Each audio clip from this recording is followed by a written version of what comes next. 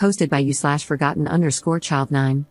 I know this seems like a weird situation, but I just feel so angry and depressed that I need to vent, even if no one is listening. So I, 17F, was recently forgotten on the day of my parents' wedding. My parents have been together for about 25 years, but they never actually got married. That's why, when my dad, 50M, proposed to my mother, 49F, on their anniversary, which they have always celebrated on the date my mother found out she was pregnant with my eldest sister, even though they were already together before, everyone, including me, was elated and celebrated the occasion with great joy. This happened all the way back in February. They immediately jumped into wedding planning, deciding very early on to have a small event in Hawaii with just the closest family and friends for an intimate ceremony. Almost immediately, my mother asked my sister, 25F, to be her maid of honor, and my dad asked my brother, 22M, to be his groomsman. I wasn't surprised or offended by this. My sister had always been a mommy's girl, and they both enjoyed spending time together shopping and socializing, so they had a very close bond.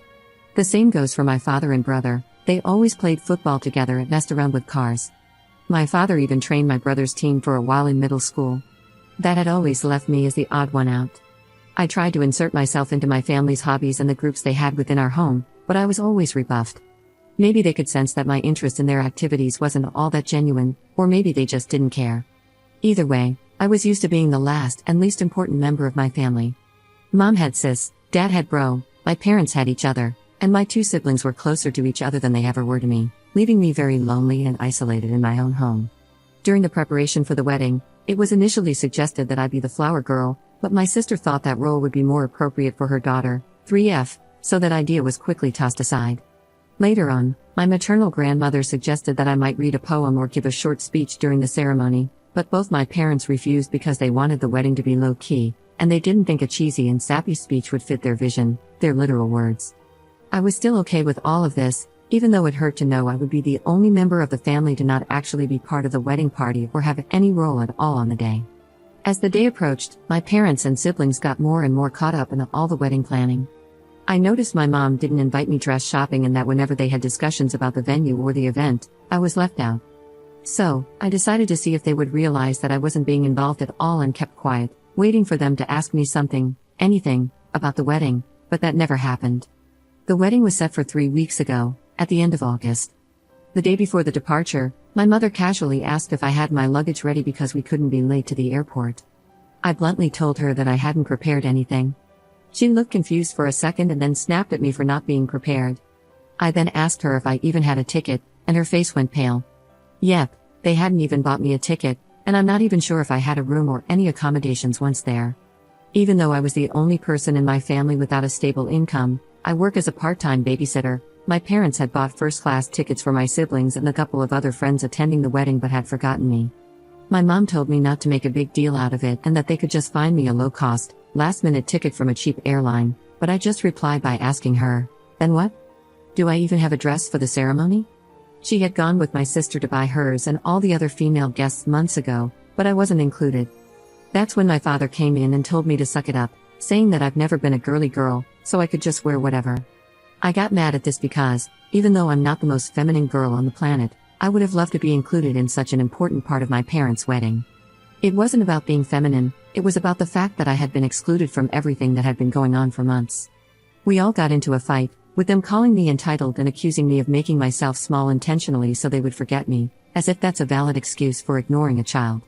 They ended up telling me that if I was going to keep this attitude, I might as well skip the whole thing altogether, to which I responded with a defiant fine, went to my room. The next morning, they all left for Hawaii without me. The ceremony was really small, but they all posted loads of pictures on Instagram and Facebook about how perfect and magical the whole week had been. People quickly noticed that I wasn't in any of the photos and asked my parents why. They replied that, unfortunately, I had caught COVID before the trip and had to stay behind. My blood boiled at this. I don't know why this was the straw that broke the camel's back, but it was. I decided to take a COVID test and posted a picture of myself holding the negative test, captioning it, "Not sick at all, just forgotten." I tagged everyone who had questioned my absence from the trip and the wedding in the picture, and, for good measure, also every person invited to it. I also wrote in the comments about how my parents had literally forgotten about me until the day before the trip and how they had actually uninvited me. Most people were on my side, while others couldn't believe it and thought there must be more to the story than what I was saying. But one thing is for certain, I completely ruined my parents' wedding, and their day was overshadowed by my confession. At first, I felt quite satisfied with myself for standing up for myself, but after a barrage of messages from my family calling me every name in the book, and later, when they came back, furiously attacking me for my immature actions and spoiled behavior, my pride deflated quickly, and I began to feel awful. I hate my family, and I hate being in this house, but I'm a minor and can't leave just yet. I do feel like I could have handled the situation better, though, and now I feel so depressed that I'm second-guessing everything I did, from not speaking up earlier to the way I exposed them. I also feel guilty about the lack of connection between my family and me, and I wonder if I could have done more. Am I wrong for ruining my parents' wedding when they forgot about me? Update 5 days later. Hi everyone, I wanted to write an update earlier, but I'm still kind of a mess at the moment. However, since my post had such an overwhelming response and so many people commented and sent me messages, I figured I should share the latest developments. First of all, let me start by thanking everyone who commented on my post and shared their own experiences or perspectives on my situation. Thank you so much. A few days ago, I could barely find the energy to get out of bed, and my family's comments had really made me believe that I was guilty for everything that had happened.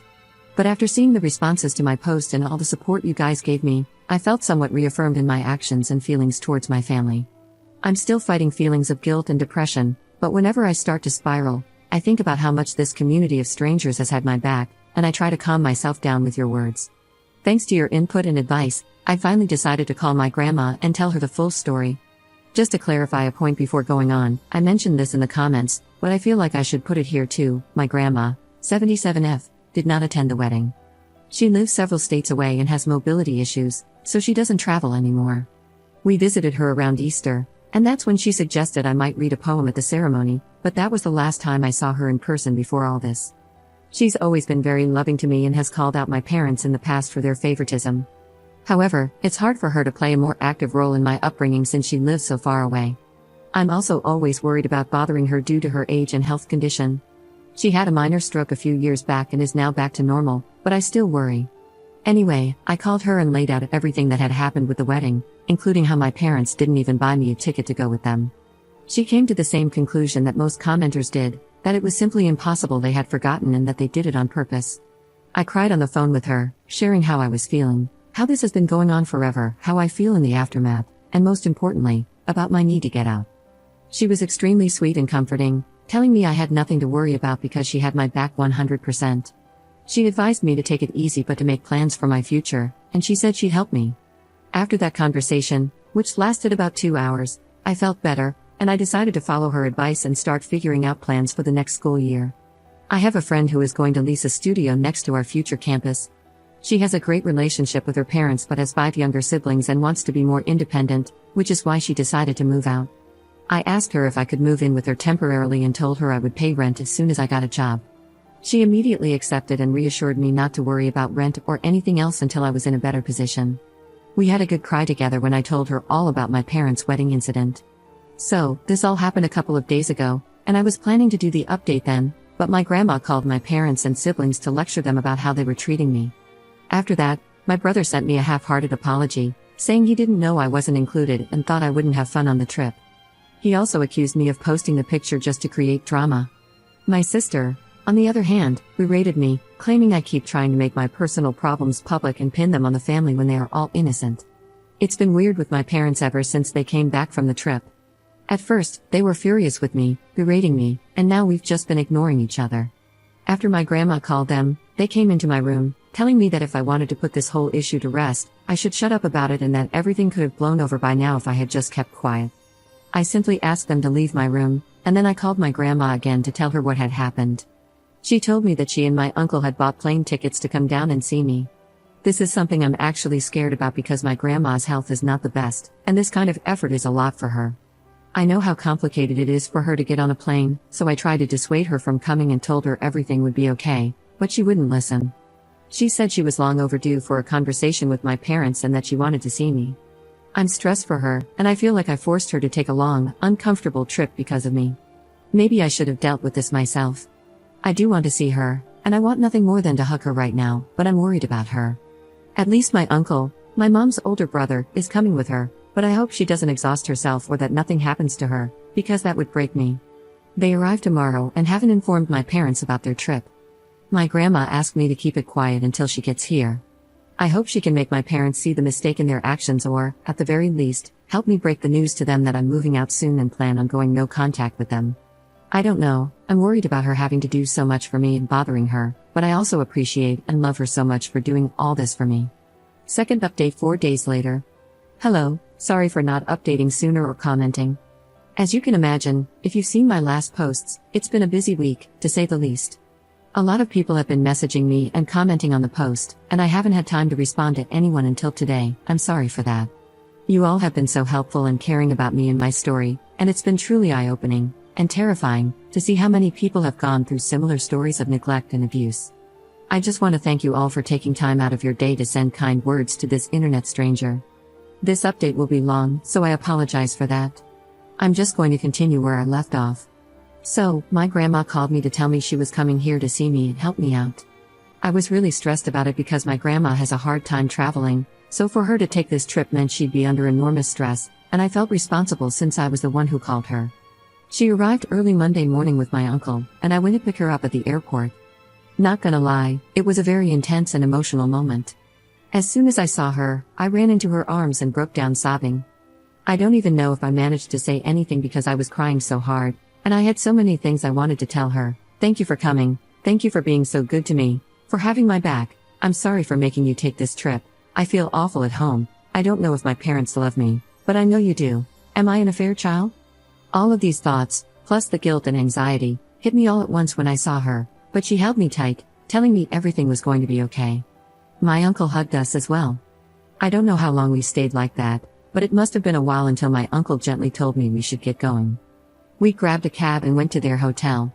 My grandma had teary eyes, and I could feel her breathing heavily, which scared me, but she kept hugging me and smiling the whole way.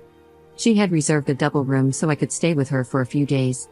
Once they were settled in and I had calmed down, we sat down, and I poured everything out for them.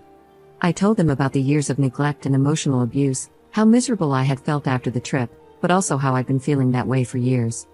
I explained how my parents were trying to make me feel guilty for everything that had happened, how scared I was about my future, but that my number one priority now was to move out of the house, even if it came at the expense of my schoolwork. I also told them I had made arrangements to move in with my friend and was looking for a job. Finally, I mentioned this post, and how some people thought I might be an affair child, which had led me to start questioning that as well. It was a lot, and I could tell they were both really affected by what I was saying, but they kept comforting me and making me feel safe enough to open up. After I unloaded all my concerns, my grandma reassured me that I had nothing to worry about anymore and that she would always be here for me. First, she assured me that I was not an affair child. She told me that both my parents were thrilled when my mother got pregnant with me and that she knew cheating was a deal breaker for my mom, and she believed it was the same for my dad. According to her, the favoritism began showing when I was around 3 or 4 years old. My parents were constantly complaining about having a young kid in the house because they could take my older siblings to their activities, but not me. I was also very shy and a bit of a crybaby, which they had no patience for, and it made me different from my siblings. She told me that she knew my parents had saved more than enough for my college. They're really well off, so I had never been concerned about that until now, worrying they might pull the funds. She assured me that if they tried not to pay for my schooling, she would take care of it and wouldn't let me drop out due to money concerns. She also offered to help me with rent and give me an allowance to move out. She was very generous, and I thanked her for everything, but I also told her that this experience had been eye-opening. I never realized how privileged I had been financially all my life until now. For all their faults, my parents have pampered me financially all my life. I went to private school, have a rather large monthly allowance, and have had a credit card for years, with no objections to any of my expenses. After reading the stories here, I realized how good I've had it and how being dependent on them has made me vulnerable to losing everything. Now, I want to be independent, not just from my parents, but from everyone. I feel like I need to learn to stand on my own. Writing this, and reading about people in truly awful situations, makes me feel like I've been a spoiled brat, to be honest. My grandma insisted that I accept her help until I don't need it anymore, and I agreed, but I'm still going to look for a job and work towards becoming fully independent. We relaxed for a while at the hotel because we were all exhausted from the morning, but in the afternoon, we grabbed a cab and went to my house. My parents were extremely surprised to see my grandma and uncle with me when I walked in, but before they could say anything, my grandma told me to go pack all my essentials while they talked to them. I rushed upstairs and could hear my grandma and uncle berating my parents for everything they had put me through. At first, I heard my parents trying to defend themselves, but eventually, they quieted down. When I came downstairs with 2 suitcases and my backpack stuffed with everything important from my room, they were all in the living room. My father was beet red, and my mother was sobbing like a child. When she saw me, she extended her arms toward me, saying she was sorry, but I just said, "Save it," in the coldest tone I could muster. My dad then snapped, saying I didn't have to be a jerk, to which both my uncle and grandma immediately told him to shut up. I left the house at that moment and waited for the cab outside. At the hotel, my grandma reassured me that I wouldn't have to go back to my parents. She told me they had assured her my college tuition was never in question and that they had planned to throw me an extravagant birthday party and give me a car as an apology for the wedding mess. But my grandma saw right through it, recognizing that they were just trying to save face and coming up with these things on the spot. She made it clear that a party and a car wouldn't make up for everything they had put me through. Apparently, the moment that broke my mother was when my grandma told her that I had even questioned my paternity. My mom started crying, but my grandma told her it was no surprise, given how they had repeatedly excluded me from family events since I was a child.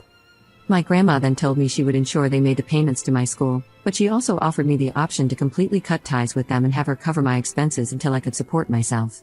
I asked her to do that. I felt bad because it's not her responsibility, but I truly don't want anything more from my parents. Although my grandma is pretty well off, she's not as wealthy as my parents. Still, she reassured me that everything would be fine and that any money going to me would simply be deducted from my mom's inheritance. The next day, we went with my friend, her parents, and my grandma to see the studio we had planned to move into. As soon as we arrived, my grandma immediately said, "Absolutely not." I knew from the pictures that the studio was small and dirty, but when we saw it in person, we found water damage, mold in the bathroom and kitchenette, and rust on the old appliances. I had figured I could live with it for a while, but the adults pointed out something that changed both my and my friends' minds. The studio was street level in a bad neighborhood, in a building that didn't seem particularly safe, with bullet holes on the walls, which I didn't even realize until my friend's dad pointed it out.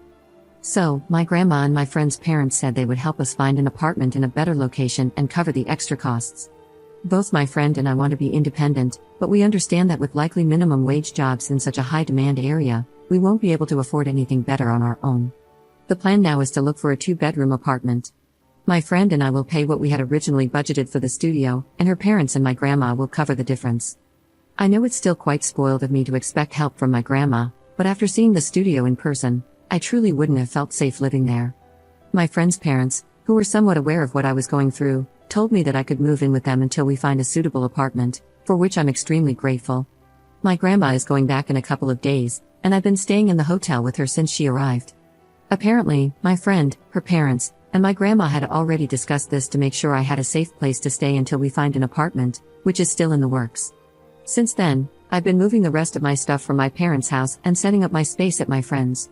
Every time I go back, my mom keeps crying and apologizing, and even my father has said sorry, but I remain distant and cold toward them. My sister called and said that our mother was a mess and that I was a jerk for what I had done, but before she could say anything else, I hung up and blocked her. I was going to block my brother as well, but then I saw that he had sent me a very long message, apologizing over and over for everything he had done and for not realizing how poorly our parents had been treating me. He said he's been doing a lot of self-reflection since Grandma called and realized he was wrong for assuming I didn't want to go on the trip and for just allowing our parents to exclude me for all those years. I sent a brief reply thanking him for his words but told him I need space and am not ready to accept his apology. I feel like he might be genuine because he's never been nasty to me the way my sister has, just aloof. Still, I feel like I need to keep him at a distance for now. Keeping a bridge open with my family seems like the right thing to do, with everything being so fresh. Maybe in the future, he'll show me he's just as bad as everyone else, and I'll block him. But as long as he respects my boundaries, I feel better not cutting him off completely. I've also made an appointment with a therapist who specializes in neglected teens, and I have my first preliminary visit next week, again funded by my grandma. This makes me feel even more eager to find a job ASAP to take the burden off her, even though she constantly reassures me that she's happy to do all of this for me. That's where things stand right now. I'm not sure if I'll update again, maybe when I start classes or move into the apartment, but for now, I'm just trying to enjoy my time with my grandma and uncle and focus on growing, while working through the guilt and depression that have plagued me for so long. I want to thank this community once again for being so kind and helpful to me, and to everyone who messaged me with your own personal stories of getting kicked out or having to figure things out too early. You've helped me feel a lot less alone. You've made me realize that things can get better if I work hard for it. I do feel a bit spoiled for having such an amazing support system with my grandma, uncles, and my friend, but you're all right, reaching out has been the best decision I could have made. Opening up to those who love me, and to all of you online friends, has truly saved me, so thank you. I'm more grateful than words can ever express.